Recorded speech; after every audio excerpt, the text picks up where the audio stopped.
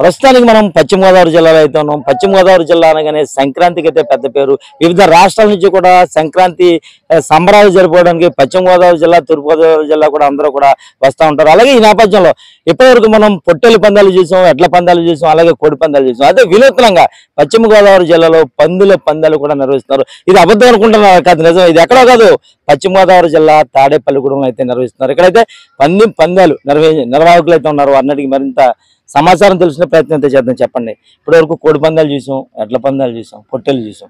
ఈ పందాలు అనేది అసలు ఎప్పటి నుంచి ఈ సాంప్రదాయం మీకు ఉందా, లేకపోతే ఈ సంవత్సరం నుంచి మొదలు పెట్టారా? నా పేరు సింగం సుబ్బారావు అండి.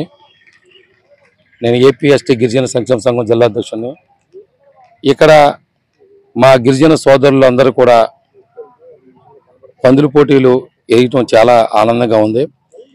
ప్రతి ఒక్కరూ కూడా అన్ని పందాలు కూడా మన ఏపీలోని జరుగుతూ ఉంటాయి.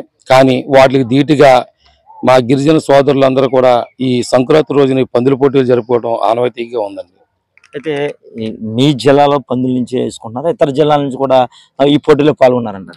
రాష్ట్రం నలుమూల నుంచి కూడా ఈవేళ ప్రథమ బహుమతిగా నెల్లూరు జిల్లా నుంచి వచ్చినటువంటి పంది నగ్గడం జరిగింది. అదేవిధంగా మన కోనసీమ నుంచి వచ్చినటువంటి మండపాట పంది పోటీ రెండో బహుమతి నిర్వహించింది.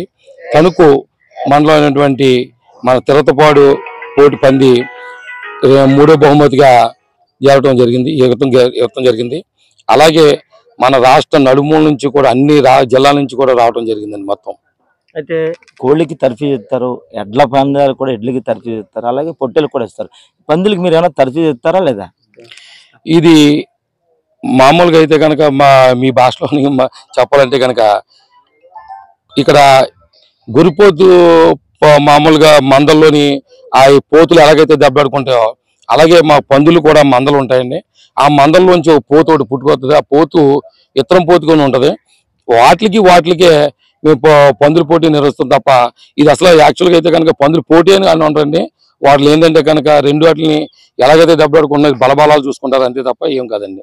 అయితే ఇప్పటికి కోడి పందాల్లోనూ అలాగే పొట్టెళ్ళు గురి పందాల్లో కూడా పందాల రూపంలో అయితే డబ్బులు అయితే వేల కోట్ల చేతులు మొత్తం. ఇందులో కూడా మీరేమన్నా పందాలు ఏమన్నా వేసుకున్నది ఉందా లేదంటారు? ఇప్పుడు మీకు అయితే కనుక ఇప్పుడు మొత్తం మన మీడియా సోదరు అందరూ కూడా మీ ముందే పోటీ చేయడం జరిగింది. ఇది ఇక్కడ డబ్బులకి కాకుండా గిరిజన సాంప్రదాయం ప్రకారంగా మా కులదైవటువంటి ఏకలవ్యుడు వారసులుగా ఏకలవ్యుడు విగ్రహాలు ఈ ప్రథమ బహుమతి, రెండో బహుమతి, మూడో బహుమతికి ఇవ్వడం జరిగింది. అలాగే వాటికి యాడ్ చేసి కప్పులు కూడా ఇవ్వడం జరిగిందండి. అయితే ఈ పందెంలో ఎన్ని పందులు పాల్గొన్నాయంటారు?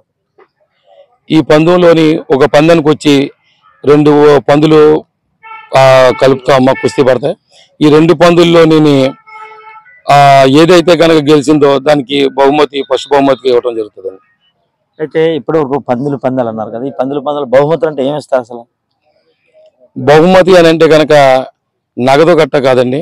మా కులదైవటువంటి మా ఏకలవ్యుడు, మా వారసుడు అయినటువంటి ఏకలవ్యుడు విగ్రహాలను ఇవ్వడం జరుగుతుందండి. ఇప్పుడు మీడియా ద్వారా కూడా ఇందాక మీ ముందే బహుమతులు కూడా ఇవ్వడం జరిగిందండి. అదేవిధంగా అంతే తప్ప నగదు కట్ట అయితే కనుక ఉండదని చెప్పేసి చెప్తున్నాను. అయితే ఇది వెరైటీ అని చెప్తున్నారు. పందాలు మీరు ఎన్ని సంవత్సరాల నుంచి ఇక్కడ నిర్వహిస్తున్నారు? పందెం వెరైటీ అన్నది ఏం కాదండి. గత మా పూర్వీకులు కూడా మొట్టమొదటి నుంచి కూడా ఈ పందుల పోటీలు నిర్వహించడం జరిగింది. ఇప్పుడు ఉన్నంటి కలిసిల్లోని ప్రతి ఒక్కరు కూడా జాబులు, ఉద్యోగాలు అదేవిధంగా వెళ్ళిపోవటం వల్ల మా సాంప్రదాయాన్ని అంతరించిపోయింది. ఇప్పుడు మళ్ళీ యూత్ అంతా కూడా ప్రతి ఒక్కరు కూడా మళ్ళీ మా సాంప్రదాయాన్ని బయటకు తీసుకురావాలని చెప్పేసి, కాపాడుకోవాలని చెప్పేసి వీళ్ళంతా కూడా మళ్ళీ మా అందరూ కూడా సంక్రాంతి సంబరాలు చేయడం జరుగుతుంది. అదే ముందుగానే అనౌన్స్ చేస్తే ఇంకా చాలా మంది కూడా వచ్చి చూస్తారు కదా అందరూ కూడా, మీరు ఎందుకు చేయట్లేదు అలా? ఇది చట్టానికి విరుద్ధం అని చెప్పేసి కొంతమంది అనుకుంటూ ఉంటారు. కానీ చట్టానికి విరుద్ధం కాకుండా మన కుల ఆచారం ప్రకారంగా మన రాష్ట్రంలో 30 లక్షల మంది ఎస్టీ సోదరులు ఉన్నారు. మా ఎస్టీ సోదరులందరికీ కూడా ఆల్రెడీ ఇన్ఫర్మేషన్ ఉంటుంది ప్రతి సంవత్సరం కూడానే. ఇక్కడ గద్వాల్లోని అక్కడ జోగులమ్మ అమ్మవారి జాతరకి ప్రతి సంవత్సరం కూడా సుమారు 20 పోటీల దాకా జరుగుతూ ఉంటాయి. అక్కడ ఉన్నటువంటి స్థానిక ఎమ్మెల్యేలు కానీ అక్కడ ఉన్నటువంటి నాయకులు కానీ మా కులానికి అండదండలుగా ఉంటూ మా వాళ్ళందరికీ కూడా సపోర్ట్గా ఉంటూ అక్కడ జాతరకి పందుల పోటీలు ఒక్క పందుల పోటీలే జరుగుతుంది. అదేవిధంగా మాకు కూడా గిరిజన దినోత్సవం రోజు నాడు, ఏకలవ్యుడి పుట్టినరోజు నాడు మాకు కూడా ఇటు ఏపీలో ఇవ్వాలని చెప్పేసి అని ప్రభుత్వాన్ని కోరుతూ ఉన్నాం. అయితే పందుల పోటీలు మాకు కొత్త ఏం కాదు, మా తాత ముత్తాతల నుంచి కూడా పందుల పోటీలు అయితే జరుగుతున్నాయి. అయితే రాష్ట్ర ప్రభుత్వం ఏదైతే ఉందో గిరిజన ఏకలవ్య జయంతి రోజు నాడు మా పందుల పోటీని కూడా ఒక జాతీయ క్రీడగా మమ్మల్ని తీసుకురావాలి, మాకంతా కూడా ఇవ్వాలని కూడా వీళ్ళంతా కోరుకుంటున్నారు. కెమెరామెన్ చందుతో పుండరి, ఉమ్మడి పశ్చిమ గోదావరి జిల్లా.